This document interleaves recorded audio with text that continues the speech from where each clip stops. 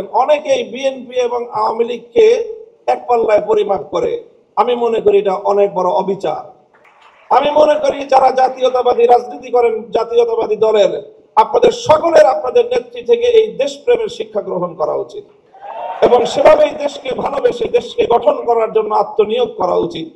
এবং আমি ওনার ব্যক্তিগত জীবন এবং তার অর্থনৈতিক স্বাবলম্বিতা সম্পর্কে যে তথ্য আমরা জানি সেটা আসলেই বিস্মিত হওয়ার মতো।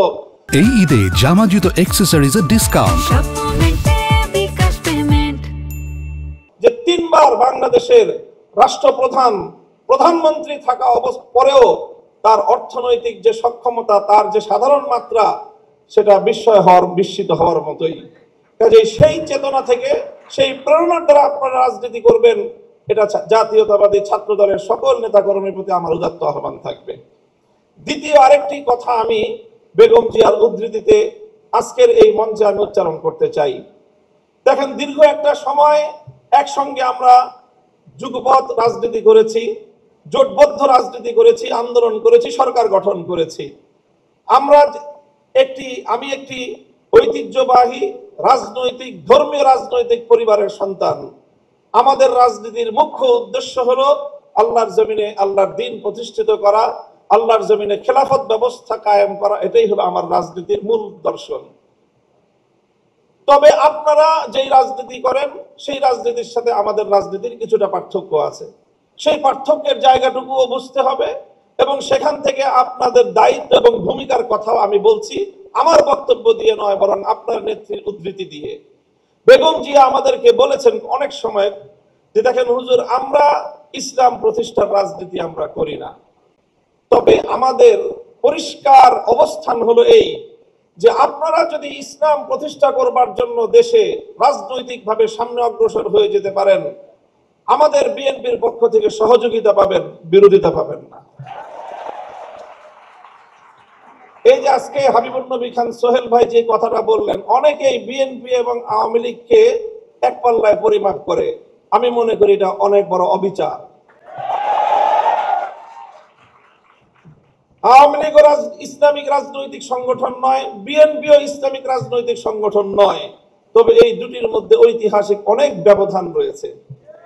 সেই ব্যবধানটার কথা আমি আরেকটা উদ্ধৃতি দিয়ে একটু স্মরণ করিয়ে দিতে চাই। বাংলাদেশ জাতীয়তাবাদী দলের একজন মরহুম নেতা, সাবেক মন্ত্রী চৌধুরী কামাল ইবনে ইউসুফ, আপনাদের অনেকের নাম মনে থাকার কথা, তার একটা উদ্ধৃতি, তিনি একদিন এক প্রসঙ্গে বলেছিলেন, একটা কথা বলতে গিয়ে বিএনপির প্রতি তার নিজের যে অধিকার, সেই অধিকার সাব্যস্ত করতে গিয়ে বলেছিলেন যে, বেটা, আমি 200 বছর ধরে বিএনপি করি। কি বলেছেন? 200 বছর ধরে আমরা বিএনপি করি। আপনাদের অনেকের মনে প্রশ্ন জাগতে পারে, বিএনপি তো প্রতিষ্ঠিতই হলো স্বাধীনতার বেশ পরে, শহীদ জিয়াউর রহমানের হাত ধরে। আর চৌধুরী কামাল ইবনে ইউসুফের বয়স কত? 60-70 বছর।